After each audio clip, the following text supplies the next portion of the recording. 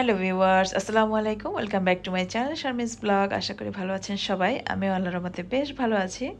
তো আজকে সন্ধ্যার পর থেকে একটা ভিডিও স্টার্ট করলাম। ইদানিং ম্যাক্সিমাম ভিডিও সন্ধ্যার পর থেকে স্টার্ট করি। আসলে দিনের বেলা একটু ব্যস্ততার মধ্যে সময়টা কাটে, যেন রাতেই কাজগুলো বেশি করে নেই। তো রাতে যেহেতু কাজ করা হয় বা আমার রুটিন মাফিক কাজগুলো রাতে বেশি মানে আমি আগেই রাখি, তো সেক্ষেত্রে ওই সময় আপনাদের সাথে শেয়ার করাটা আমার জন্য একটু সহজ হয়ে যায়। তো প্রথমেই আমি আমার ছেলের রুমটা একটু গুছালাম বা একটু ক্লিনিং করলাম। মোটামুটি এগুলো আসলে প্রতিদিনই করি। তো আজকে চিন্তা করলাম আপনাদের সাথে একটু শেয়ার করব। আসলে সন্ধ্যার পরে ওর রুমটা গুছিয়ে আমি যখন স্ট্রিপ লাইটগুলো জ্বালিয়ে দিয়েছিলাম, আমার কাছে খুব ভালো লাগছিল। তো সেটাই আপনাদের সাথে শেয়ার করলাম। আর আমার যা কিছু ভালো লাগে সব কিছুই আপনাদের সাথে শেয়ার করতে ভালো লাগে। আর তারপরে ডাইনিং টেবিলটাও একটু ওভাবে বেশি কিছু গুছাবো না, একটু হালকা একটা রানার বিছিয়ে নিয়েছি। কারণ একটু পরে দেখতে পারবেন কিসের জন্য। আসলে সবসময় প্লেনই রাখি, কারণ যেহেতু মার্বেলের টেবিল একটু পরিষ্কার করাটা সহজ, এই জন্য আর খুব বেশি কিছু দেই না। কারণ সারাদিন আর এই কোনো মেহমান না থাকলে বা স্পেশাল কোনো কিছু না থাকলে আমি আসলে খুব একটা বেশি যে গুছিয়ে বা সাজিয়ে রাখি বা ডেকোর আইটেমগুলো দিয়ে একদম ঘর ভরে রাখি, কারণ ওগুলো মেনটেন করা অনেক কঠিন একটা ব্যাপার। শুধু রাখলেই হবে না, এগুলো যত্ন করতে হবে। তো একদম হোল চিকেন রোস্ট করছি। আজ তো মুরগির একটা রোস্ট এই প্রথম করলাম। আজকে একটা স্পেশাল ডে, সেটা হচ্ছে আমার হাজব্যান্ডের বার্থডে। তো ওইভাবে আসলে কিছুই করি না। তো বাচ্চারা একটু সারপ্রাইজ দিতে সবসময় পছন্দ করে, আমাকেও তারা দেয়। বাবার সাথে মিলে আমার হাজব্যান্ডও সবসময় এই জিনিসগুলো কখনোই ভুল করে না। যতই আমি আসলে চাই না বা পছন্দ করি না, ঠিক আছে দরকার নেই, এখন এখন আমরা বড় হয়ে গিয়েছি বা এই জিনিসগুলো আমরা অতটা করতে পছন্দ করি না, যেটা আর কি সোজা কথা। তো তারপরেও বাচ্চারা আর কি তাদের বাবাকে একটু সারপ্রাইজ করবে এবং খুশি হয়, তো ওদের জন্য ভাবলাম যে আসলে যেই লোকটা আসলে সবসময় বাচ্চাদেরকে বা আমাকে সারপ্রাইজ করে বা আজকে তার বার্থডে আমরা না করলে আমারও ভালো লাগছিল না, যে ঠিক আছে আমরা তাহলে স্পেশাল তার জন্য একটু খাবার দাবারের ব্যবস্থা করি। তো আমি আসলে খুব টাইট, আমার হাজব্যান্ড বাসায় ছিল, তাকে না জানিয়ে আমি আমার বাচ্চারা সবাই মিলে সারপ্রাইজ রেডি করছিলাম। আমাদের জন্য খুবই কঠিন হচ্ছিল ব্যাপারটা, কারণ আগেই রান্না করে রাখলেও এভাবে আগে ডেকোরেশন করে রাখলে জিনিসটা ঠান্ডা হয়ে যাবে, তো একদম গরম গরম না দিতে পারলেও ভালো লাগবে না।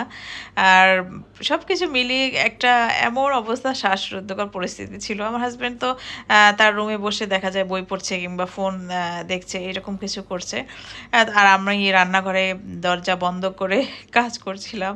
খাবারের স্মেল চলে যাচ্ছিল। আসলে সব কিছু নিয়ে অনেক টেনশনে ছিলাম। সে এত আসলে যেন বুঝতে না পারে যে কেন এত রাতে বা এত কিছু খাবার দাবারের আয়োজন করা হচ্ছে, পোলাও বা এই ধরনের খাবার। তাকে আমরা কিছু বুঝতে দিচ্ছিলাম না, একদম যেন সারপ্রাইজটা আমরা পুরোপুরিভাবে দিতে পারি আর কি। প্রচণ্ড গরম লাগছিল, আসলে আমার কাজ করতে অনেক কষ্ট হচ্ছিল। আর আমি তাড়াহুড়ো করছিলাম খুব বেশি, দেখা যায় একা হাতে সব কিছু মেনটেন করতেও কষ্ট হয়ে যাচ্ছে। তো বাচ্চারা আমাকে একটু হেল্প করছে। তো ওরা আসলে যতটুকু পারে ততটুকু চেষ্টা করে সবসময় আমাকে হেল্প করার। তো আমি একটু পোলাওটা আগেই রান্না করে রাখছিলাম। আর মেয়ের কোচিং থেকে এসে সন্ধ্যার পরে আমি সব কিছু যোগাযন্ত্র শুরু করেছি, কারণ দিনে বললামই তো ওরকম আসলে কাজ করার সময় পাই না। যে একটা কাজ করার জন্য একটা না নিরিবিলি সময় লাগে বা একটা মন মানসিকতার ব্যাপার আছে, শুধু কাজ করলেই হয় না।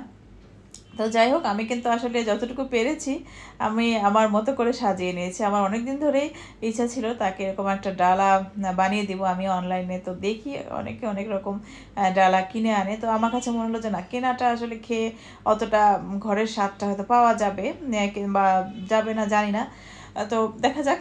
আজ এই আমার হাজব্যান্ডকে এসে দেখি যে সে পড়াশোনা করছিল, পরে আমরা সবাই মিলে তাকে সারপ্রাইজ দিলাম, হ্যাপি বার্থডে বলে। সে তো অবাক হয়ে গেছে যে আসলে যে সে জানতোই না ওই দিনকার যে তার বার্থডে ছিল। পরের দিন আমরা 12টার সময় গিয়ে আমি আমার ছেলে মেয়ে দুজনে আমরা তিনজনে আর কি গিফট কিনেছিলাম, তো ওইটাই ওর বাবাকে আমরা দিলাম। তো সে তো খুব বেশি সারপ্রাইজড হয়ে গিয়েছিল। আসলে ভালো লাগে এরকম ফ্যামিলির মধ্যে, দেখা যায় আমার বাচ্চারা আমাকে এরকম সারপ্রাইজ করে বা আমরা বাচ্চাদেরকে করি বা হাজব্যান্ডকে করি। তো আমরা আসলে সবসময় হাজব্যান্ডকেই বেশি সারপ্রাইজ করতে পারি, কারণ তার এইসব জিনিসগুলো একদমই মনে থাকে না। আর আমরা যেহেতু বাসায় থাকি, আমাদেরকে সারপ্রাইজ দেওয়াটা একটু কঠিন হয়ে যায়। আর বাচ্চাদেরটা তো সবসময় ওরা জানে, ওদের জন্য আমরা ওইভাবে লুকিয়ে কিছুই করতে পারি না। কারণ সবসময় বাসা থাকলে তাদের জন্য লুকিয়ে সারপ্রাইজ করাটা একটু কঠিন হয়। তো হাজব্যান্ড যেহেতু বাসায় ছিল না, আমি বিকেলে আমার বাচ্চাদেরকে নিয়ে গিয়ে আর কি ওর কোচিং থেকে অর্থাৎ হাজব্যান্ডের জন্য শার্ট গেঞ্জি এগুলো কিনে আনলাম।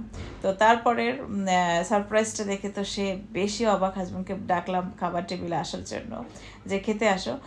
ভাব করছিলাম এরকম হচ্ছে নর্মাল খাবার। তো সেই প্লেটারটা দেখে তো একদম বেশি অবাক হয়ে গিয়েছিল, মানে কি বলবো। তারপর একটু ফটোশ্যুট করলাম, আর সেই ফটোশ্যুটগুলো আপনাদের সাথে শেয়ার করলাম। আসলে ভাল লাগে যখন নিজে একটা কোনো কিছু করি, সেটা একটা সুন্দর লাগে দেখতে বা সবাই খুব প্রশংসা করে, তখন তো সবারই ভালো লাগে। তো আমি চিন্তা করলাম কিছু ছবি তুলে রেখে দিই, পরবর্তীতে হয়তো দেখবো বা একটা ভালো লাগা কাজ করবে। সবসময় তো এই ধরনের করা হয় না বা এই ধরনের জিনিসগুলো প্রিপেয়ার করা হয় না। তো আমার অনেকদিন ধরে প্ল্যান ছিল যে হাজব্যান্ডকে একটা এরকম প্লেটার বানিয়ে দিব। তো সেটা আর কি তার একটা স্পেশাল ডেতে করে দিলাম। তো বেশি অবাক হয়ে গিয়েছিল যে কি অবস্থা খাবার টেবিলে বসে সে, মানে যে তোমরা এগুলো কখন করেছো, কীভাবে করলা সবাই মিলে, কখন রান্না করলা সন্ধ্যার পর থেকে, এগুলো মানে অনেক কিছু সে আসলে বুঝতে পেরেছিল না। কারণ সে বুঝতেছিল যে আমি তো ভিডিওর কাজ করি, অনেক সময় ভিডিও করি রান্নাঘর বন্ধ করে, হয়তো এই ধরনের কিছু। তো ওইটার জন্য আমার আর কি একটু রিল্যাক্স ছিলাম। তারপরও আমি টাইমের মধ্যে সব কিছু শেষ করবো জানো। অনেক সময় আমার হাজব্যান্ড রান্না করে চলে যায় যে কী করছি না করছি ওগুলো দেখার জন্য। তো আসলে যাই হোক, আমরা আসলে সারপ্রাইজটা দিতে পেরেছিলাম সব কিছু। তো আমার হাজব্যান্ড আবার সবাইকে একটু খাইয়ে দিয়েছিল আগে প্রথমে বাচ্চাদেরকে, যে সবাই মানে সে কী বলবো আসলে এভাবে ছোটো ছোটো জিনিস না অনেক আনন্দ দেয় বা অনেক খুশি হই আমরা ফ্যামিলির মধ্যে সবাই। আর খাওয়া দাওয়া শেষ, রান্না শেষ, তারপরে যে কি অবস্থা আমার কিচেনের, মানে এটা আমি কি বলবো, এটা ভাষায় প্রকাশ করার মতো না। তখন 1টা বেজে গিয়েছিল আমাদের খাওয়া দাওয়া শেষ হতে হতে।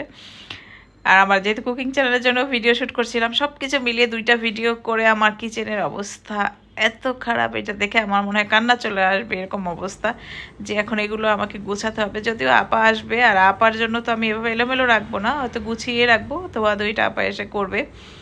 তো যখন না পারি তখন তো এভাবে আসলে এভাবে করে কিচেন রাখা যায় না। যাই হোক, আমি আসলে এভাবে কিচেন রাখতে চাচ্ছি না, কিচেনটাকে আমি গুছিয়ে রাখবো। তো হয়তো সেটা আপনাদের সাথে শেয়ার করতে পারবো না, কারণ ক্যামেরা অন করে কাজ করা আমার মনে হয় ডাবল সময় লাগে। আমার একদম হাত পা অবশ হয়ে যাচ্ছিলো। সন্ধ্যার পরে আমি বাসায় এসে তারপরে আমি কিন্তু একদম কাজে লেগে গিয়েছি, একটা কুকিং চ্যানেলের জন্য ভিডিও শ্যুট করা, প্লাস এই চ্যানেলের জন্য ভিডিও করা, সঙ্গে রান্না করা। অনেক গরম লাগছিল রান্নাঘরে, মানে খুব সব মিলিয়ে একটা খুব বাজে অবস্থার মধ্যে দিয়ে গিয়েছি। তো ক্যামেরাটা অফ করে তারপরে ক্লিনিংয়ের কাজ না করলেও আমি কিছুটা গোছ গাছ করে এলোমেলো যে অবস্থা আছে এটা সেটা এগুলো একটু গুছিয়ে রাখবো। কারণ সেগুলো না রাখলে আমার হয়তো ঘুমও আসবে না শান্তিতে, কারণ সেটাও একটা মানসিক স্যাটিসফ্যাকশনটাও একটা বড় ব্যাপার। কারণ এভাবে রাখাটাও ঠিক না, সব কিছু এলোমেলো এক একটা জায়গায় পড়ে আছে এই আর কি। তো এগুলো একটু গুছিয়ে নিচ্ছি, পরের দিন সকালে আবার দেখা যাক কী শেয়ার করতে পারি আপনাদের সাথে।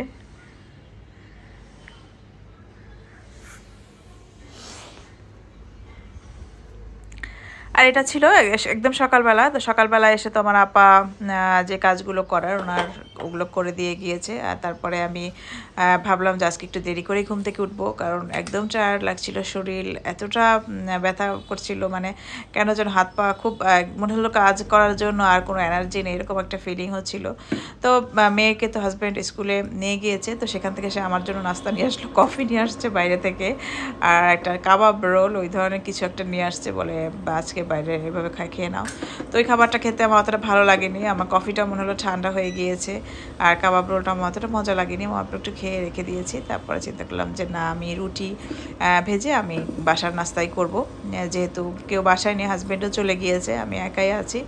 তো এই তাওয়াটা আমি রিসেন্টলি কিনেছিলাম, কিন্তু এই তাওয়াটা আমার ইন্ডাকশনের জন্য একদমই পারফেক্ট না, এটা চুলার জন্য ঠিক আছে। এটার যে নিচের ইয়েটা একদম ফ্ল্যাট না, তো ইন্ডাকশনের পাতিলগুলো কিন্তু একদম ফ্ল্যাট হতে হয় যাতে করে খুব সুন্দরভাবে বসে, আর এটা একটু চোখা ধরনের। তো এই জন্য এটা কাজ করতে আমার বেশ অসুবিধা হচ্ছিল। তারপরও যেহেতু চিন্তা করলাম যে যেহেতু শুরু করেছি, আর এটা আমি এখন পর্যন্ত কিছু করিনি, আজকেই ফার্স্ট করলাম, এই জন্য ভাবলাম যে এটা ইন্ডাকশনে দেওয়া যাবে কি না একটু ট্রাই করে দেখি। তো দেখে মনটা খারাপ হয়ে গেল। একটা পাতিল যে যদি 2টা কাজই করা যায় চুলা এবং ইন্ডাকশনে, তাহলে কিন্তু আমার জন্য খুব বেশি ভালো হয়, যেহেতু আমি বেশিরভাগ রান্না ইন্ডাকশনে করি। আর তারপর একটু ডিম পোচ করে নিব। আমি আসলে ডিম সকালে খেতে খুব বেশি পছন্দ করি, এই রুটির সাথে আমার মানে এটা আমার প্রতিদিনের রুটিন ডিমটা খাওয়া। তো এই ছিল আমার আজকের ভিডিওটা। ভিডিওটা যদি ভালো লেগে থাকে অবশ্যই আমার চ্যানেলটাকে সাবস্ক্রাইব করবেন, লাইক দিবেন। আর যদি ভালো লেগে যায় ফ্রেন্ডস এবং ফ্যামিলির সাথে শেয়ার করতে পারেন। আর নতুন একটি ভিডিও নিয়ে আবার দেখা হবে। সে পর্যন্ত সবাই ভালো থাকবেন। আল্লাহ হাফেজ। আসসালামু আলাইকুম।